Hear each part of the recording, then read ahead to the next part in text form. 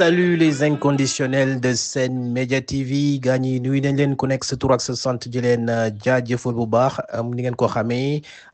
Sénégal mi ngi projeté wu ci échéance yu am solo muy coupe du monde bi nga xam te ne nii moom la ñuy dëgmal ay qualification war nañu dem fële ca RDC donc tey loolu la ñuy bëgg a waxtaanee ak li nga xam te ne ni mooy prestation Sénégal bi contre Angleterre ak daal waajal bi nga xam ne ñi ngi waajal échéance yooyu di ñëw yooyu daal tey moo doon tomb yi nga xam ne tey moom la ñuy développé.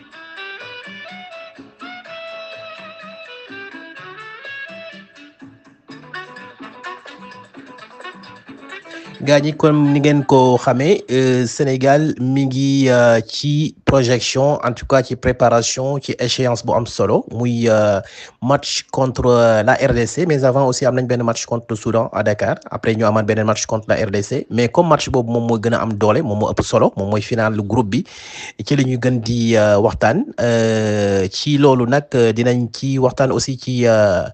coupe dinañ waxtaan aussi ci sunu match bi ñuy def ak Angleterre dinañu permettre pour ñu mën a comprendre nan la ñu war a aborder ce match là match contre RDC bi nga xam te ni nii moom la ñu war a waajal ci mois de septembre je pense que kooku mooy instant bi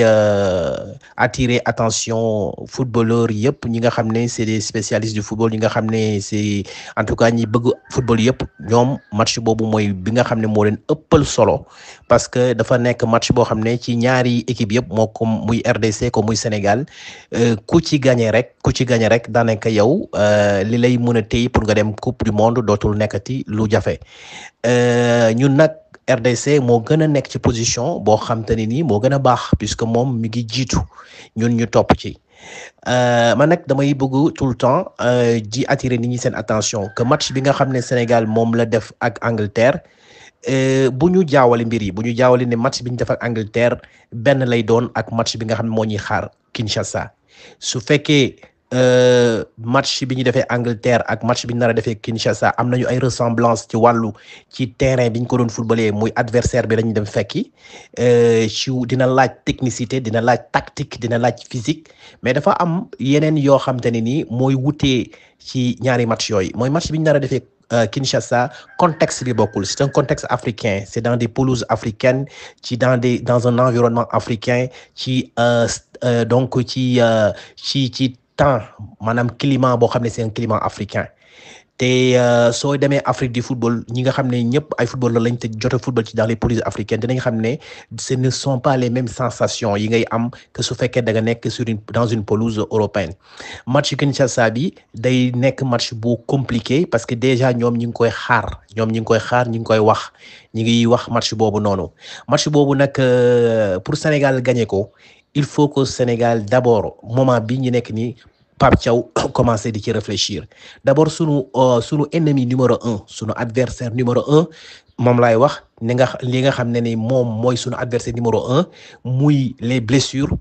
loolu moom yàlla nañ ci yàlla musal parce que blessure mooy sunu adversaire numéro 1 man Sénégal bi ma dalee seetaan Sénégal ba léegi nii à chaque fois que ñu am échéance yu nga xam dafay jege dañuy am ay absence de taille loolu la wolof di tuddee njigéen ñun nag dañu njigéen à chaque fois su match bu am solo jotee rek gis ngeen match bii nii nga xam ne moom lañ doon fa Angleterre donte match amical la woon gis ngeen ki nga xam ne mooy Assane Diao dafa absenté woon Sadio Mané absenté et cetera donc loolu mooy sunu premier adversaire ñuy ñaan sunu joueur yi di ci bàyyi xel leneen li ci topp mooy il faut que Pape Thiaw xam ne ñun on ne peut pas aller en RDC pour jouer un match nul c'est un match bu nga xam te ni nii d'abord il faut que ñu gagner le Soudan à Dakar suñ gagner le Soudan à Dakar dafay am lu muy def ci joueurs yi dans la perspective de gagner le match prochain bi ci topp muy à Kinshasa donc je pense que dañuy nekk ci benn continuité donc le match bi ñuy def à Kinshasa pour man mi ngi nekk ci continuité match bi ñuy def à Dakar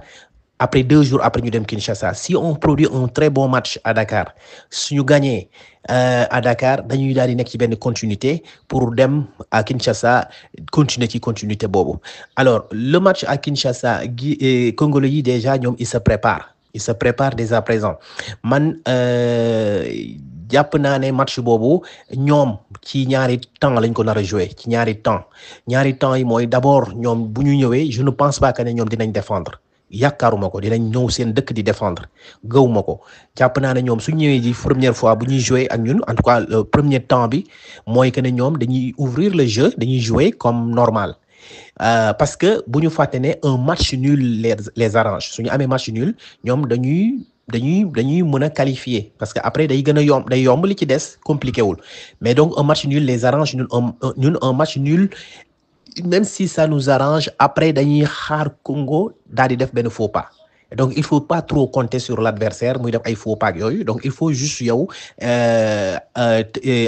jël sa destin en main donc ça veut dire que ñoom dinañ jouer sur deux tempos le premier tempo mooy dinañ ouvrir le jeu jouer s'il voit que ne ñoom par exemple après la première période jëm ci deuxième période bi gis nañ ne Sénégal dugalul et que match bi mi ngi commencé nekk match nul su demee ba nga xam ne ñi ngi ci deuxième période bi ñoom après ils vont fermer le jeu parce qu'ils vont se dire que c'est un résultat qui les arrange donc ils vont premièrement jouer sur benn ouverture du jeu bàyyi jeu bi football à égalité football comme ñun rek songu ñu ñeme ñu football ak ñun après nag bu ñu gisee ne c'est difficile ci Sénégal après ils vont fermer le jeu pour que ñoom ñu mën a am un match nul donc ñun su fekkente ne muus nañu ñun dès l'entrée war nañu mën a marquer war nañu mën a vraiment marquer but quoi ci commencement bi fexe vraiment def dara ci dès les premières minutes comme ça ñun loolu moo ñuy arranger suñu teelee dugal maîtriser le jeu dinañu mën a génn ci match boobu donc je pense que daal loolu man ñoom noonu laa jàppee ñoom ñuy jouer ñun nag ñun sunu kii mooy ñun waruñu ñëw foofu di défendre parce que de toutes les façons ñun arrangé wuñu mënuñu défendre waruñu défendre je pense que Pape Thiaw buy dem foofu dafa war a dem avec l'objectif de gagner mais bu ñu fàtte ne un match nul tamit mën nañu arranger mais day fekk après République démocratique du Congo def faux pas parce que moom je pense que ñoom war nañu dem Togo suma juumul am na daal ay match yoo xam ne war nañu ko def à l'extérieur te un match joué à l'extérieur n'est jamais facile c'est pourquoi sunu match bii nga xam ne ñun ci la ñuy defee fële ci RDC mënul yomb ci ñun alors déjà que le Sénégal a montré contre l'Angleterre que ne c'était une arme bu foudroyante donc ñëpp def doon li dañu ragal Sénégal qu'on le dise ou pas Congolais yi ñu ngi naan non Sénégal et cetera c'est vrai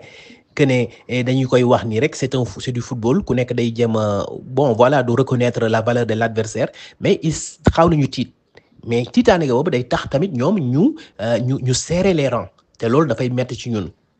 Voilà la pelouse des fois dinañ la indi ci pelouse boo xam ne du adéquat pour jeu bi boo gisee man ma apprécier le match Sénégal-Angleterre la plupart du temps match yi ñuy def à l'étranger ak ay pays européens yi li tax il y a plus de jeu ñun ak ñoom mooy que ne ñun fu ñuy football ak ñoom foofu terrain bi dafay nekk ay terrain yu am solo terrain yu baax nga xam ne bal bi du rebondir nga xam ne bal bi foo ko passe dafay dem loolu mooy tax football bi di génn moo tax joueurs yi di nekk à l'aise loo tax parfois ngay gis suñu joueurs yi bu ñu ñëwee fii di am jafe-jafe suñu nekkee foofu di def ay performance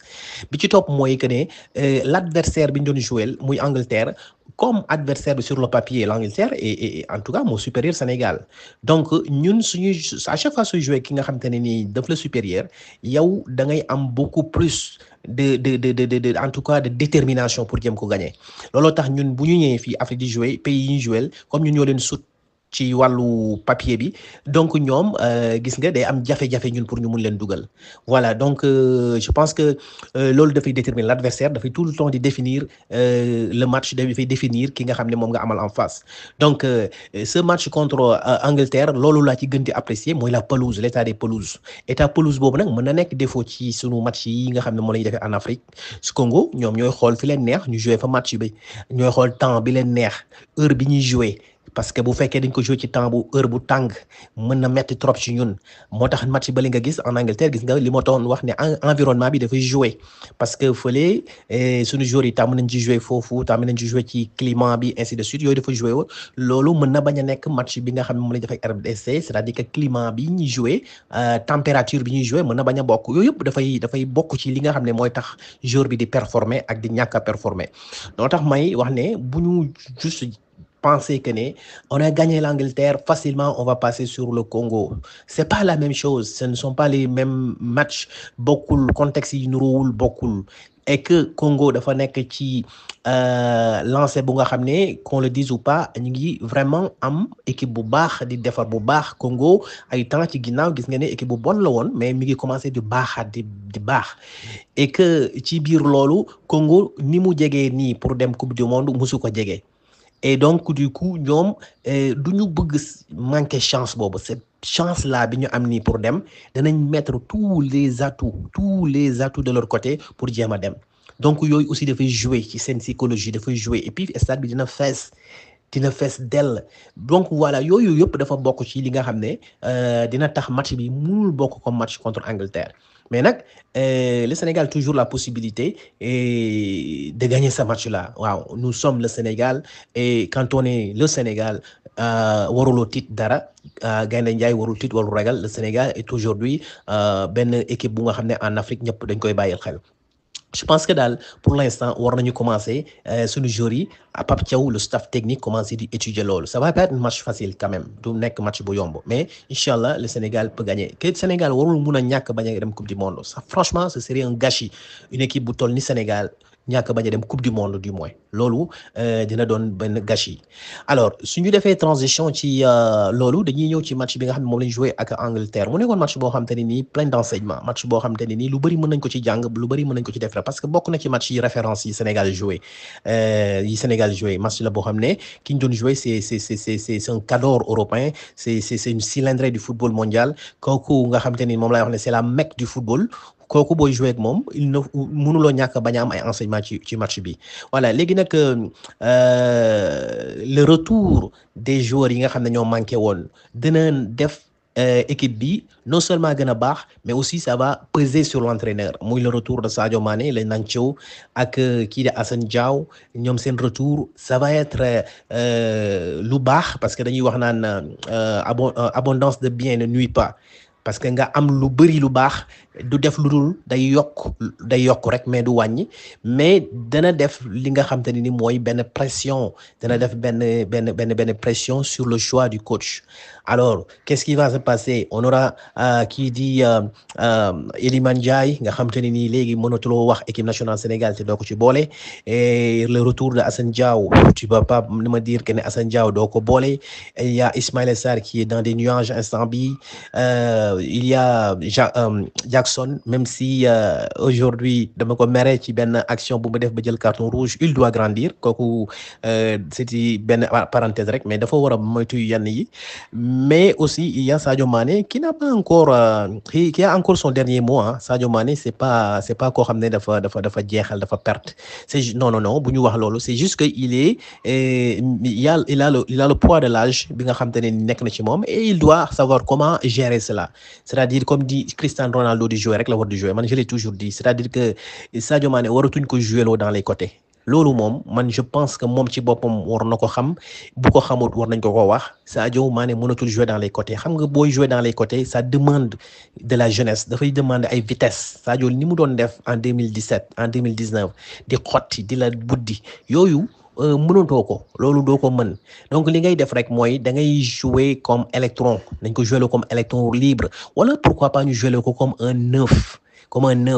Boobaa dafay concurrencer nag ñi nga xam ne ñoom ñooy attaquant de pointe yi, comme ku mel ni Nicolas Jackson, comme ku mel ni Boulaye Dia, comme ku mel ni ñoom Chérif Ndiaye, ñooñu lay concurrencer. Mais soo ko tegee foofu, man vu son expérience Sadio Mané, puisque joué na le poste de neuf bu nekkee fële Liverpool, je pense que am na ci idée, xam na ne nan la ñuy dugalee, et que gis ngeen Cristiano Ronaldo ni muy dugalee bii yu muy dugal généralement ku nekk mën na ko dugal, c'est pas compliqué, mais day xam fan lay taxaw. C'est ça qui est difficile. Le plus difficile c'est pas moom but bi muy dugal, mais moom fi muy taxaw, positionnement bi fi muy taxaw ba xaar bal bi, foofu la expérience bi di jouer. Donc Sadio Mané je pense que loolu la war a peut-être travailler, et que nag ñu repositionner ko ci foofu noonu, et que ñu bàyyi ce couloir là. Su fekkente ne le côté gauche là, man je préfère très sincèrement ce côté gauche là ñu fay def Assane Diao, ak le côté droit Ismaïla Sarr mun fa nekk, Sadio Mané fa jouer ci kanam, ou bien mën na nekk koo xam te ne day jouer électron libre maintenant le choix entre Sadio Mané comme électron libre et Iliman Ndiaye foofu la ñuy jouer parce que man Iliman Ndiaye ñu dañuy wax rek mais Iliman Ndiaye sa meilleure position mooy mu jouer comme un faux neuf comme un électron libre devant notre attaquant de pointe foofu tamit la Sadio Mané mën a jouer donc de ce coup de ce fait ñoom ñaar dañuy concurrencer soit c'est l'un ou l'autre ñun Sénégal aussi dañu xam ne un joueur remplaçant ne veut pas dire que da nga nulard ñun on a comme l'impression que ne soo nekkul titulaire rek su la defee banc rek yow xamoo dara non ñun Henri Camara daan nañ ko gis ci Sénégal en 2002 Henri Camara li ëppoon ci match Sénégal yi ci banc bi la daan toog jóge ci banc bi ñëw fekk ci terrain bi ñëw rajaxe terrain bi même en 2002 bi Sénégal di door Turquie bi Sénégal di door du moins dama juum bi Sénégal di door Suède Henri Camara ci banc bi la jóge ñëw dugg ci biir terrain bi mooy bi dugal 2 buts bii bu nga xam ne moom la ñu wax le but d'or Henri Camara yàgg na jóge ci biti dugg ci biir li ci ëppoon Sénégal France nga xam ne match bu metti la woon en 2002 Henri Camara footballul mi ngi koy wax sax ne moom jour boobu dafa naroon a gedd jël passeport am di ko seet ci hôtel bi pour dem parce qu'il n'avait peut-être pas compris que ne gi entraîneur bi gisoon Bruno Metsu ba dugalu ko moom gisul loolu parce que un joueur moom li mu bëgg rek mooy mu football moom du xam lan la entraîneur bi lan mooy plan donc pour dire que ñun Sénégal dañu war a génn ci mindset boobu cet état d'esprit cette façon de penser yaakaar ne yow boo nekkee banc rek xamoo dara un joueur mën na nekk un joker on appelle ça un joker joueur bu nekk ci banc toog après di xool am une lecture nga dugal ko mu dugal la plupart c'est des joueurs yoo xam te ne ñi nekk ci banc te toog am une bonne lecture bu ñu jógee dugal keroog lan la ñuy gis ci le petit comment il s'appelle Sabali voilà Sabali gis ngeen li mu def voilà te kooku tamit moom laa bëgg a wax ne moom tamit dafa bokk ci léegi dans les plans dafa bokk Sabali moom dafa bokk léegi ci équipe bi moom voilà donc loolu daal le Pape Thiaw mën a travailler cette ligne d'attaque là mën na ci travailler xool parce que ñëpp mënuñu dugg xool kan mooy toog xaar kan mooy dem man je pense que Sadio Mané waratul di jouer 90 minutes parce que même Cristiano Ronaldo au Portugal léegi gis ngeen ni ñu koy def dañ koy dugal mu commencer match mais dañ koy après génne bu match bi di bëgg a jeex je pense que noonu la ñu war a ko mën a gérer moom te moom aussi daf ko war a di accepter moom ko xam ne lii mooy lu war quoi et puis nit ñi di ko xam nit ñi di ko accepter parce que li gën a compliqué Sénégal mooy dañu naan buuru aayul waaye dag yi ñoo aay c'est-à-dire que ñi wër sa ñi nga xam ne xawma ay fans lañ Sadio Mané xawma ay suqam lañ xawma mais Sadio Mané ñun li ñuy wax yëpp mooy li yi nga xam ne ni ça l'arrange parce que vu son âge ñun ci expérience am lañ gën a soxla que maintenant si son physique et que cette expérience là mën nga ko dugg gérer ko pendant par exemple buñ ko teelee dugal bu match bi commencé bëgg a jeex sur Cristiano Ronaldo dañ koy génne moo comme ça mu daal di génne reposer wu ainsi de suite je pense que daal Pape Thiaw si mën na war a travailler ci cette ligne d'attaque les milieux de terrain ce sera aussi très compliqué parce que tu auras Gana Gueye tu seras aussi mais au moins ci match bi passé ni am na un aperçu ci nan lañ ko war a gérer kii nga xam ne mooy Habib Diarra position bi mu nekk loolu foofu la war di nekk moo tax man j'ai pas compris et je peux pas tolérer jusqu'à présent Aliou Cissé nan la war a mën a xoolee Habib Diarra ci kaw ba ci suuf xamul lenn lu mu koy joueloo mu ne da koy joueloo latéral te laaj nañ ko sax cette question ci conférence de presse mu naan pour l'instant moom foofu laa gis loolu ñàkk vision weesuwu ko Habib Diarra rôle bi muy jouer c'est ce qu'on appelle le mezzal loolu la ñu wooyee loolu la ñu wooyee ci football quoi le poste de mezzal moom lañ koy wooyee quoi italien yi ñoo génne poste boobu donc c'est un poste bu nga xam te ni da ngay nekk un milieu central un milieu boo xam te ni da ngay nekk genre excentré waaw milieu boo xam ne da ngay nekk benn excentré donc loolu nag italien yi ñoo ko génne loolu mooy le mezzal moom lañ koy wooyee quoi léegi da ngay mel ni koo xam ne da ngay nekk ci kaw milieu terrain boo xam ne yow da ngay projeté wu ci kaw doo nekk bu ñuy dem da ngay mel ni ailier moo tax booy xool gis ngeen bii bi mu dugal dafa mel ni koo xam ne excentré la woon bi ko Kalidou Koulibaly di passe bal bi waaw bi ko Kalidou Koulibaly di passe bal bi dafa mel ni benn excentré la nga gis dafa dem ci kaw loolu léegi dafa xew quoi mooy milieu bu nga xam ne moom italien ñoo ko créé ñu koy wooyee le mezzale moom mooy le rôle bi nga xam ne moom la joué après dans la ligne de défense je pense que ligne de défense bi y a rien à dire Kalidou Koulibaly ak lu ñu mën a wax Kalidou Koulibaly amagul ku ko remplacer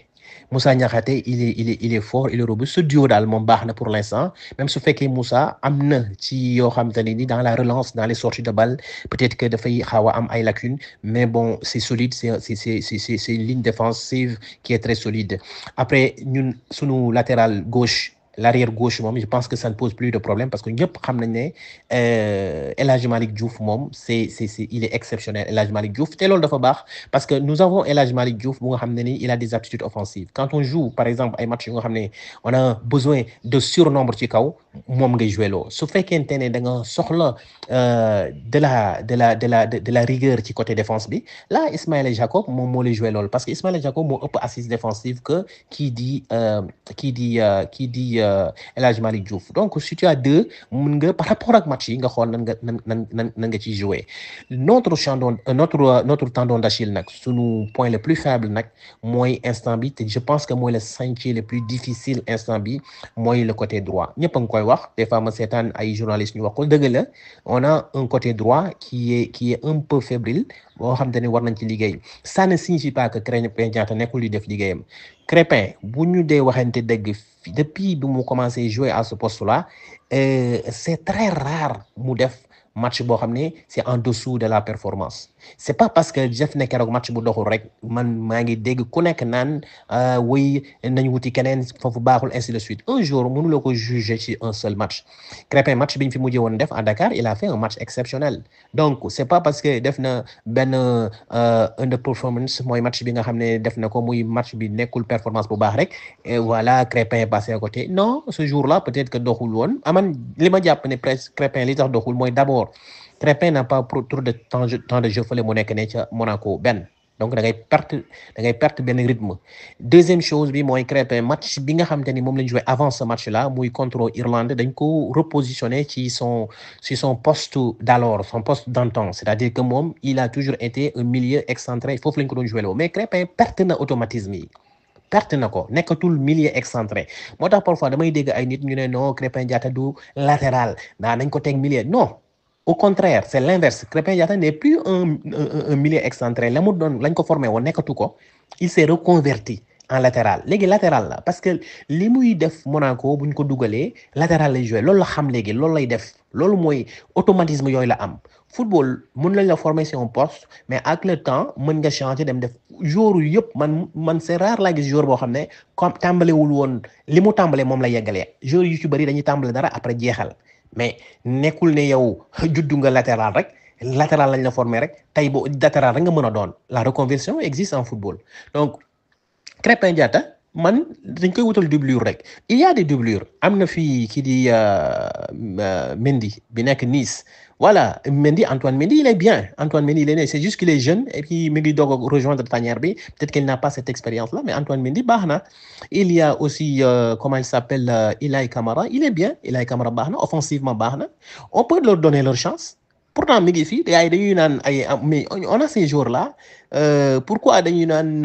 amuñu la on a des latéraux c'est juste pour leur donner leur chance jox leen chance mais li nga xam ne lañ gën bëgg la majorité des Sénégalais mooy Youssouf Sabaly c'est vrai Youssouf Sabaly moom kenn la ci parce que Youssouf Sabaly dafa am expérience tanière bi tey Youssouf Sabaly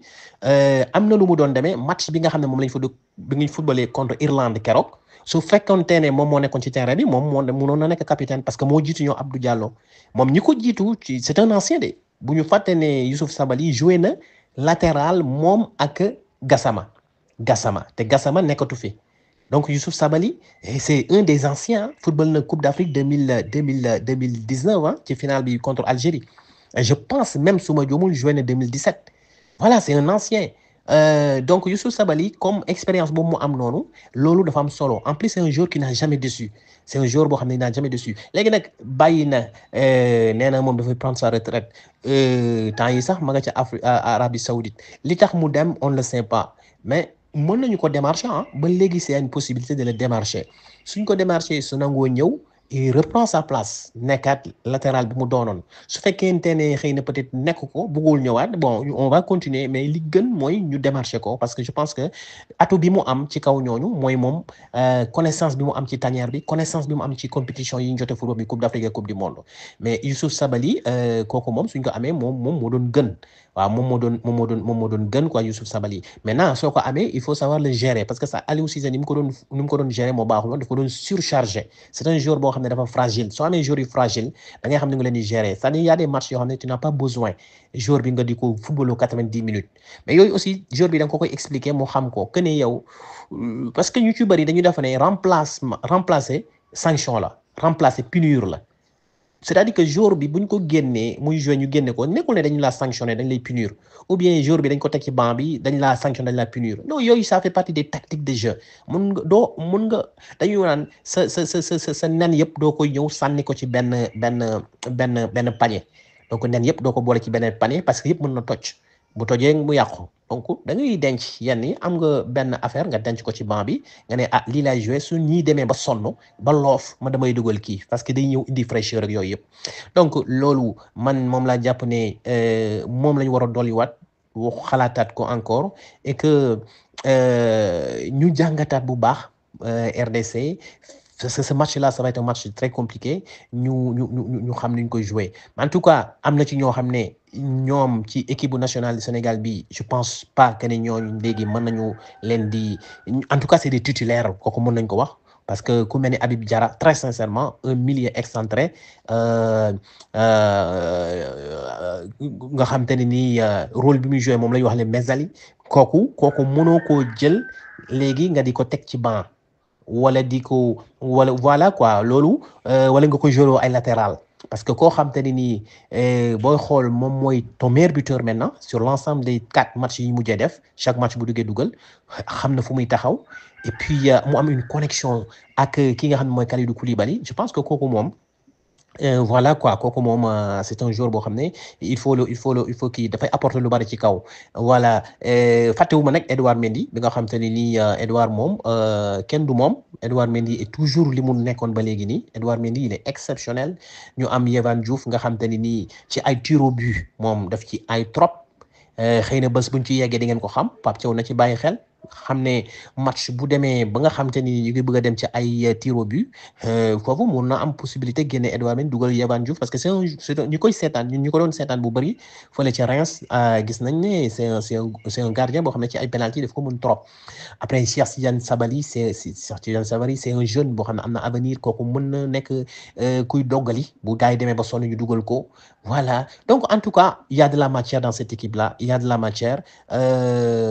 après ça va Coupe d'Afrique bi bu jeexee c'est vrai que xëy na am na ñoo xam dinañ mën a renforcer cette équipe là par exemple avec le jeune Amara Diouf bi nga xam ne ñu ngi koy tudd fële du côté de Galatasaray après foofu dina fa mën a am lu mu fa kii Mamadou Nabi Sarr maa ngi excusé wu keroog dama wax ne doomu Boubacar Sarr la code la il y a un intervenant ci message yi wax ma ne ma non doomu Pape Sarr la c'est vrai maa ngi ciy juum maa ngi ciy jégalu doomu Pape Sarr la Pape Sarr bi nga xam te ne nii moo doon football Saint-Étienne te nekkoon équipe nationale Sénégal nekkoon milieu bu mën a football Pape Sarr donc doomam la Pape Sarr aussi biñ ko laajee nee na Nabi doomam bientôt inchallah dina ñëw Sénégal donc loolu neex na ça veut dire que ne waxtaan na ak moom voilà je pense que mu des Malick Thiaw man je ne sais pas peut-être que dafa nekk ci xalaat mais ñu ngi koy annoncé du côté de Stuttgart parce que de toutes les façons moom Milan bi mu nekk nii moom footballu fa lu bari du football parce que Sergio Conceição bi nekk entraîneur te nga xam ne moom mooy papaay Conceição bi nekk nii di football Portugal Sergio Conceição c'est un ancien joueur bu doon football ay ñoom Figo la doon jouer ñoom Figo ay ñoom voilà ñoom Rui Costa ñooñu doon jouer donc doomu Sergio Conceição la boobu Sergio Conceição bi nga xam ne mooy entraîneur u Milan kooku Malick Thiaw moom bokkul ci ay plan trop donc ce qui fait que ñu ngi sax wax ne Malick Thiaw est-ce que du retourner en Allemagne je pense que su retourner en Allemagne il va encore penser que ne moom Allemagne bi mën na am du fi football parce que je pense qu'il est en train de penser di xalaat daal waaw di xalaat mais je pense que daal war na mun a ñëw su ñëwul it ñun comme li ma waxoon rek le Sénégal moom dawul ci ginnaaw kenn ñun instant bii nii moom ku dawul suñu ginnaaw duñ daw sa ginnaaw voilà gars yi donc loolu moo nekkoon jàngat bi dinañu ci fan yi ñëw gën a xalaataat leneen lu bees lu ñu jàpp ne rek war nañ ko mën a waxtaane ñu ñëw séddoo kooku yéen donc loolu moo nekkoon tey sunu analyse bi jaajëf gars yi jaajëf.